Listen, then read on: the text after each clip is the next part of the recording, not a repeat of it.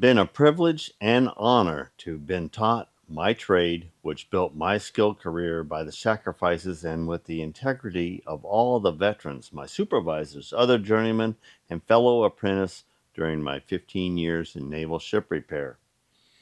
The time shared with the active duty personnel working together to keep our fleet in tip top shape encouraged my understanding of why we are a nation with freedom and open dreams that can be reached with our own hard work. Ladies and gentlemen, welcome to my job shop. My name is Keith, and I'm in here repairing America one project at a time. We just finished setting up our gear in the soft jaws, and we're ready to do the next step in grinding this bore. We're going to bring over our tool post grinder and get it set up on here. We haven't mounted it up on any of our machines. We've had it for, I don't know, 6-7 years. It was given to us when we were over at the other location. And anyhow, we will be doing that. But before I get into that, I wanted to share. I received all of these in a nice cardboard box with bubble wrap all around them, and this little note in here: Rosam Machine Shop, Plainsville, Wisconsin. Hi Keith, here are some grinding wheels that I hope will work with your tool post grinder. I hope they will help you further with your restoration of pearl. Thanks for all you share with the YouTube community, John. I thank you very, very much. This is phenomenal. This is a good start. All right, there's a lot of aluminum oxide, and I can tell that because I got 32A60, 38A60, 38A46. The A in there is the aluminum oxide, and there's a couple of grit differences and things like that. Some of them are bonded with different signias here. I see L's, I see KV, a V, B, and that's all the bonding of the stone material. I know very, very little compared to everything else that I know in the machine shop in grinding, so I got to refresh myself. I was actually doing grinding and tool post grinding and center grinding, things like that, back in the 80s and 90s. And then once I started getting into shafting and a lot of other things, I just sort of got away from it. Anyhow, this is a good refresher for me, and this is a great collection to start off with the tool post grinder for ID grinding. The same time that I was recovering, I also got an email from Andy, and Andy sent me in a couple files there. So there's a little adapter that actually bolts right onto the spindle and makes up a holder for the little stones, and here's the screw as well. All right, and I was thinking about doing that, and I'm going to save that file because I still might make that little adapter. But I'd already gotten on eBay, and I've already purchased a new spindle designed to take the small stones, so I can just swap out the spindles now. And so anyway, once we get the post up here, I'm going to be swapping out the spindles. But basically, I need to mount the grinder up on here now in location, meaning the right height and the right anchoring down on the stud here. So let's go grab that and come back and start setting that up.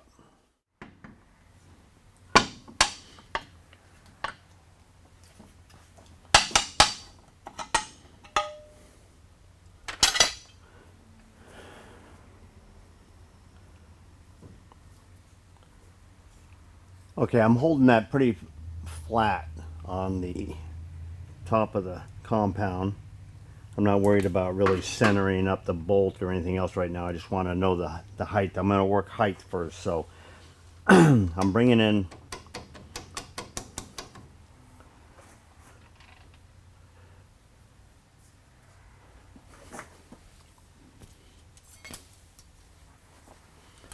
and actually I'm gonna let this overhang just a little bit more. That way I can get that scale right there. Cool. Okay. And I'm just measuring right now. We got like 900 on that. We're 100 above this diameter right there, and that diameter is 900.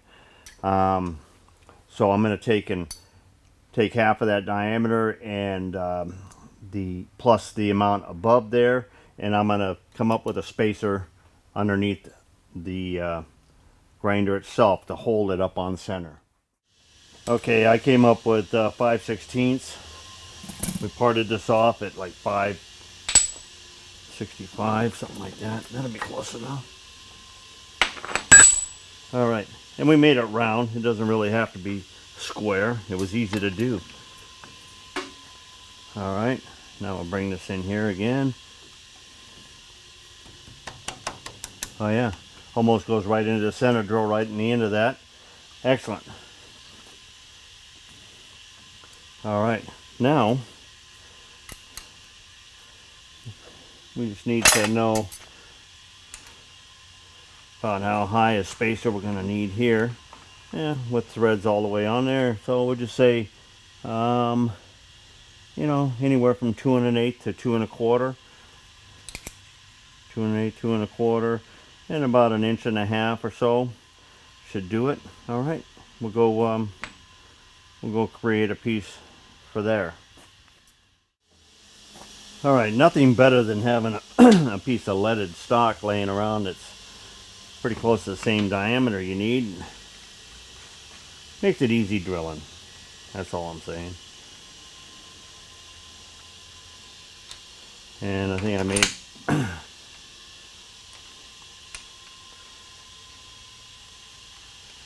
that the right height. Close enough.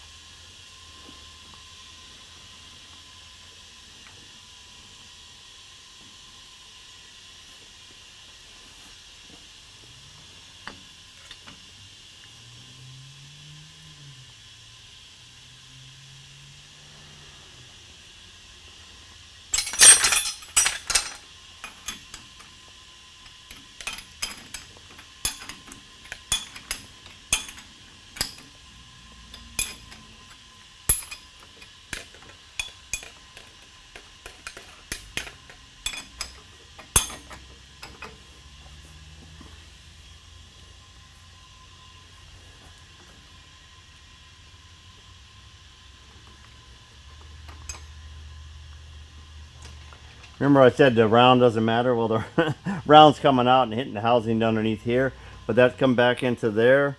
Looks pretty good.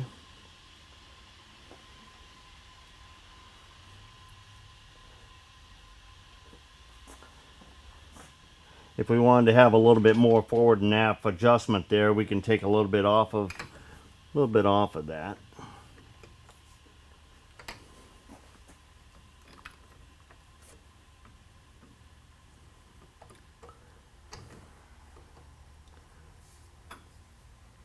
All right, I think I am going to sand some off or machine some off of the end there, give it a little bit of a flat so I can have a little bit more in and out adjustment where this bar right here that holds on the guard is actually touching my adapter right there.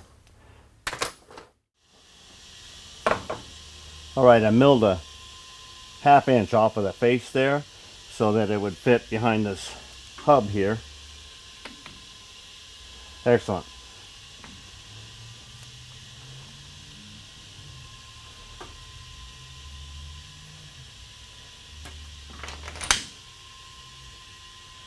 That lets me have a good distance behind, the freedom of not being bound up anywhere. All right, and I threw the belt off here somewhere. There it is.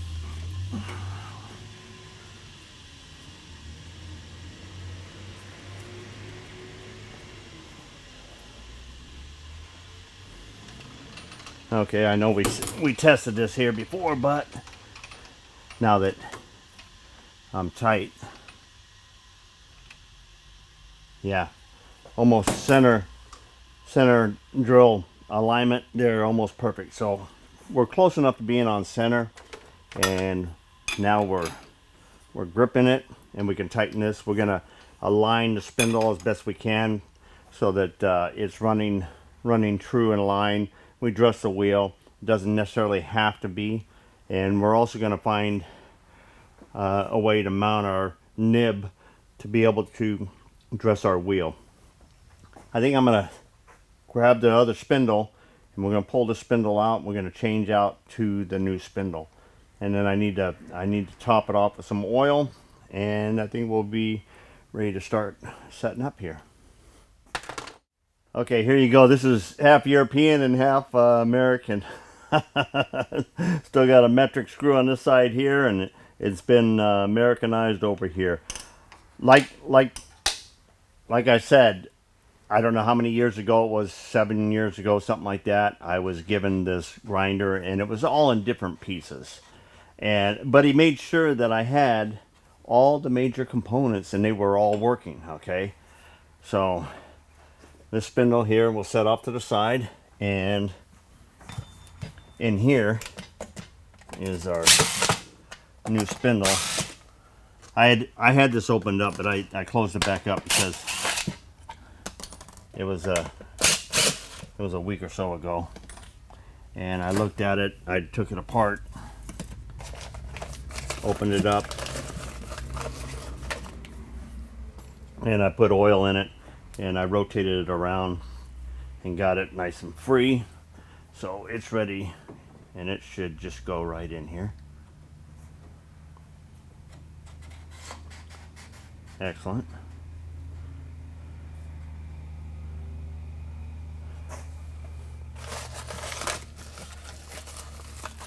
And here is the little arbor that goes on the end of here.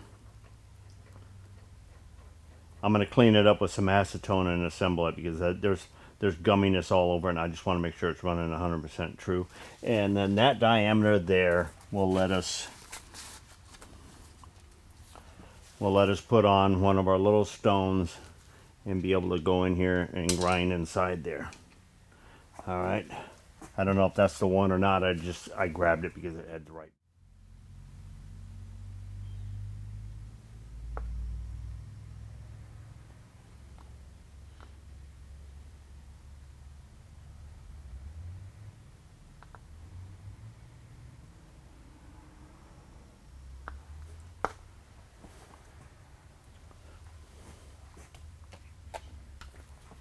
I'm not sure on exactly how much oil has got to go in this spindle, but I know I got quite a bit in there. We bumped it over a few times.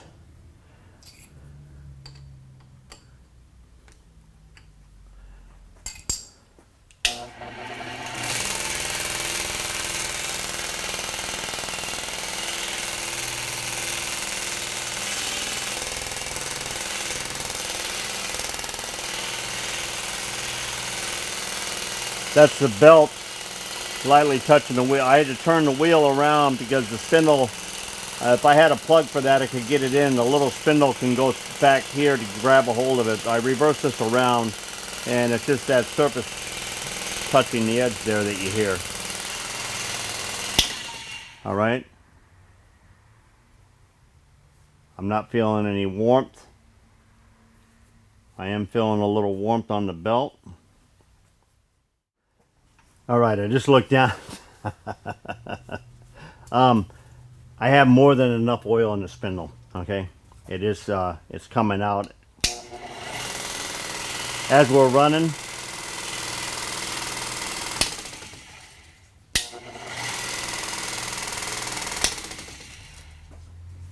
So I'm not going to worry about oil right now.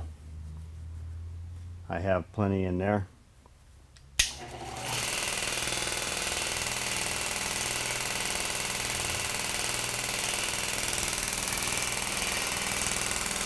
This belt is actually, I think, just stretched on one side.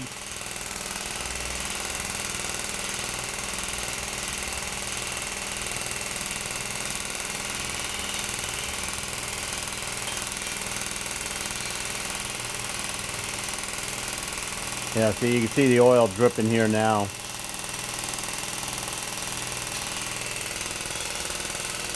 I just want to make sure she's not going to overheat before I start using her.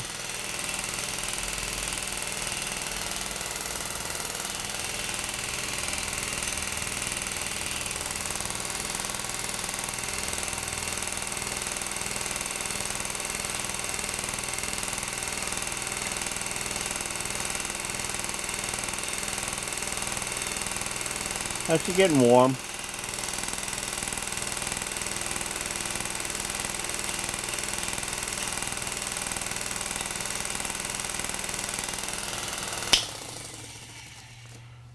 Awesome. Okay, I'm going to clean up the surfaces here and mount the spindle on the spindle extension, I should say.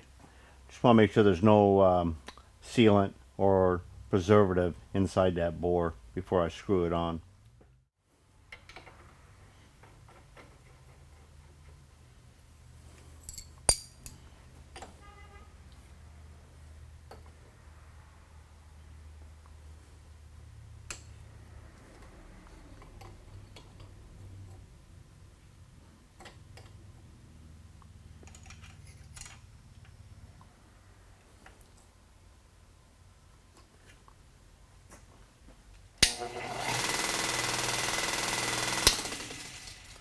Pretty cool.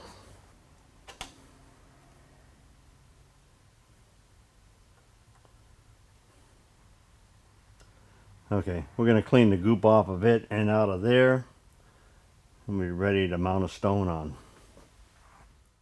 Okay, we took one of the 38 A46 stones and a blotter on each side.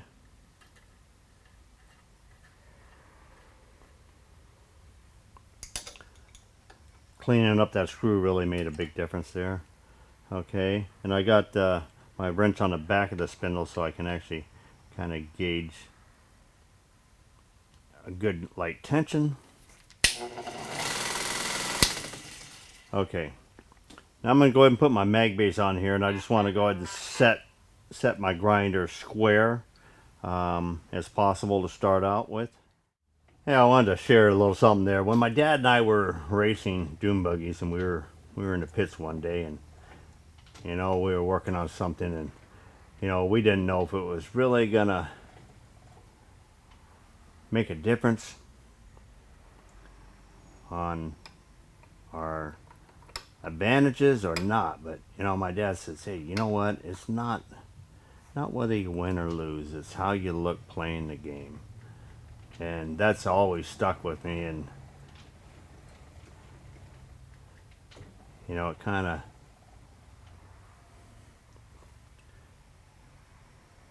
just makes a little bit of difference on just caring.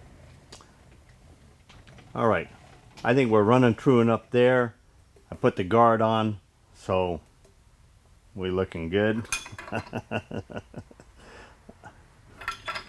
And we're good and tight.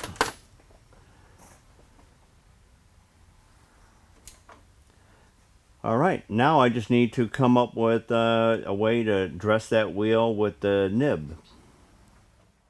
Okay, I took a 1-inch high-speed tool bit and clamped it to the ways because I have a nice square ways and I can grab it in there pretty easy. And then my block I have for the surface grinder with the nibs in it, I got it clamped to it there, so I should be able to just dress that wheel nice and square.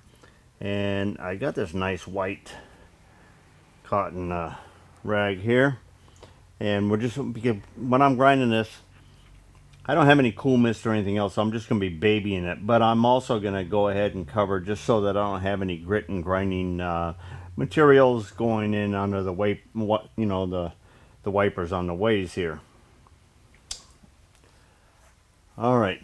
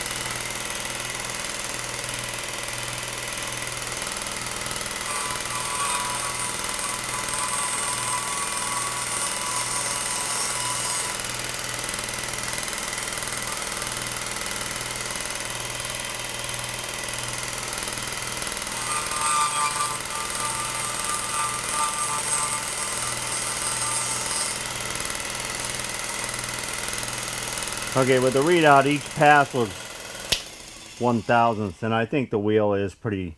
The wheel's pretty round now. I don't see any discoloration on it anywhere.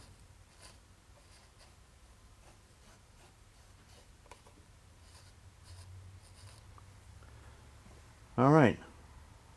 Let me pull off my rig here, and we're going to get set up inside the bore.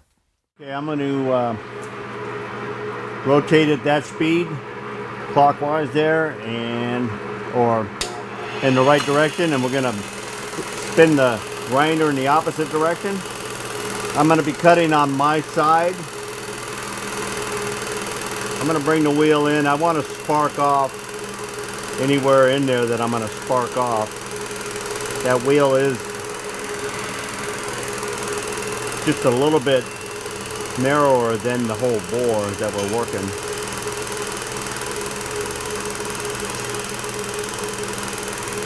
I'm just creeping out a thou at a time here by my readout.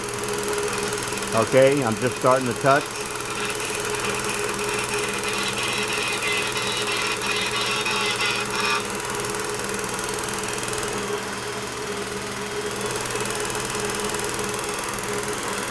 Okay, I'm going to feed in, and I got it set for a pretty coarse travel.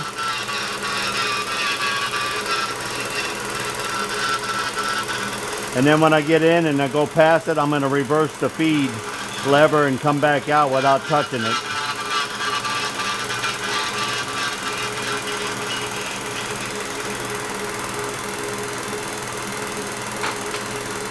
Okay, we're coming back out.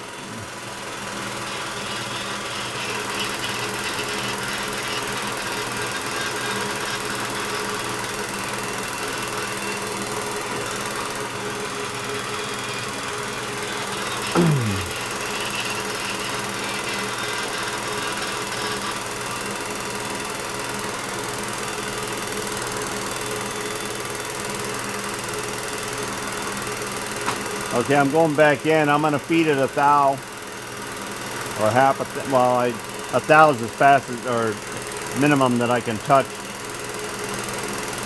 Hopefully,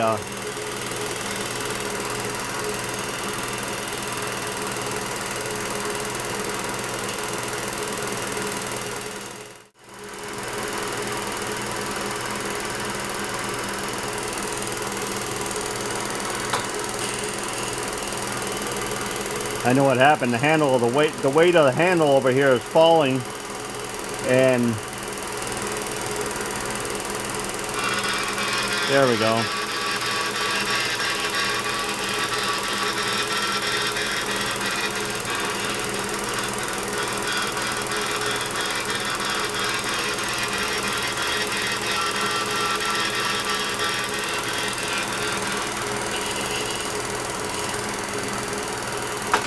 Back out.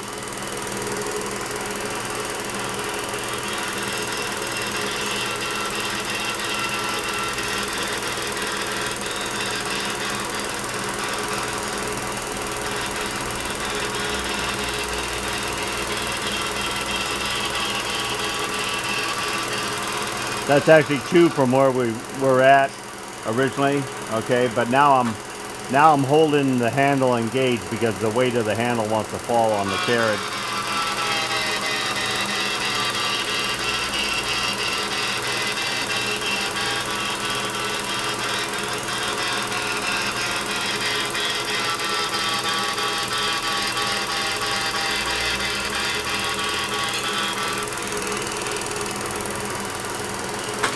Back out.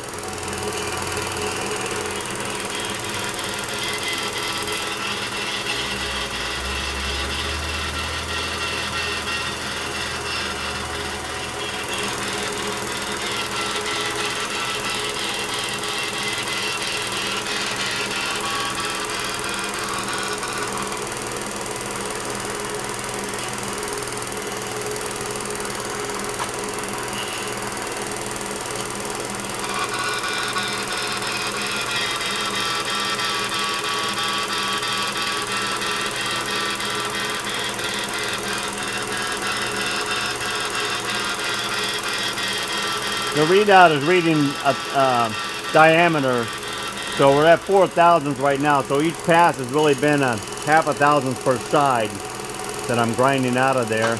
You can still see a little tiny bit of holiday in the center in there.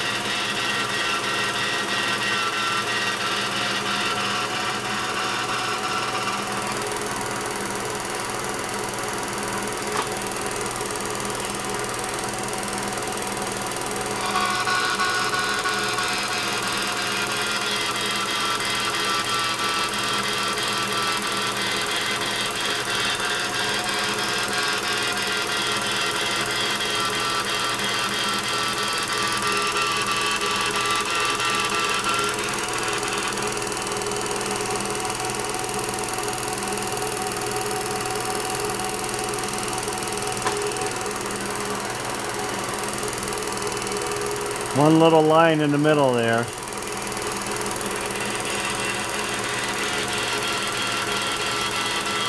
We're at 7 thousandths over right now, or 7 thousandths from where I've taken. I don't know how much wear of the stone or not, but I'm letting it.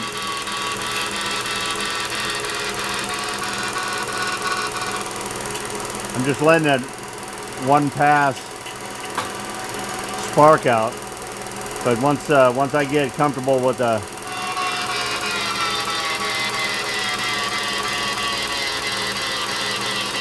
this one rolled over to 10, I think we're going to let it spark out after this.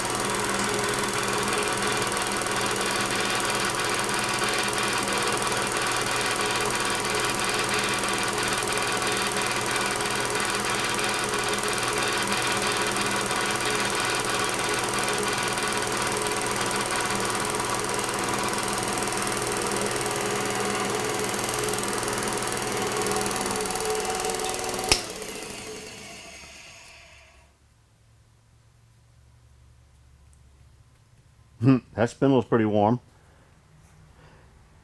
All right.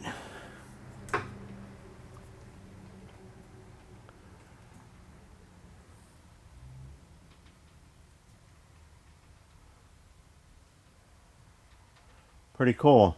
I'm going to take snap gauges and a micrometer, and we're going to see what we got for a diameter on that bore.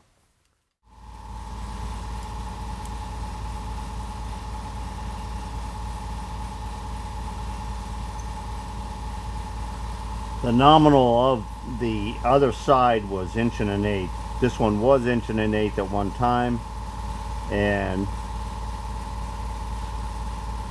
that's pretty good. I'm measuring 10 thousandths right now. All right, 10 thousandths over 1 1/8 inches. So I got to decide how much is that important. We have a good wrap on both sides. We just have that ring in the middle and a few other little tiny spots.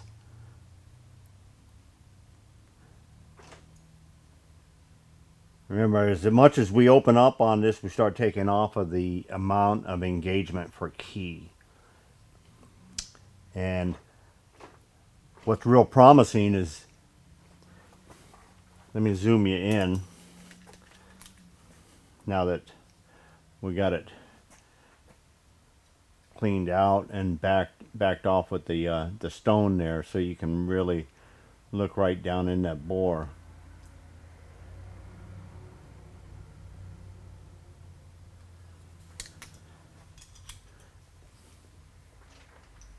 Get the light right. Okay, the light, you can see the edge of those keys. They're nice and sharp. That's important. And you can see the far end, or the far bore, and the near bore. They're all tight to the edge of the line and everything else. So the support of this gear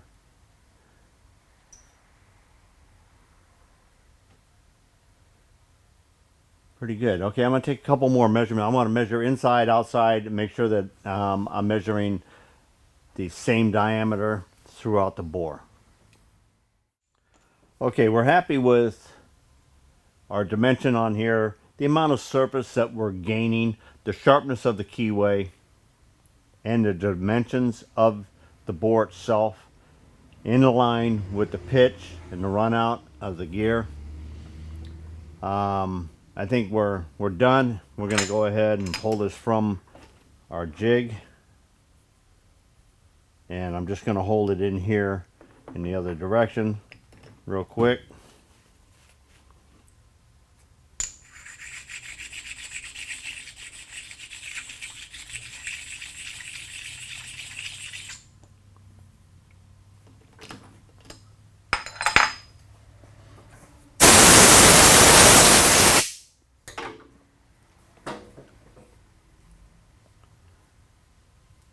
It's a pretty bore now. All right, until next time, get her done.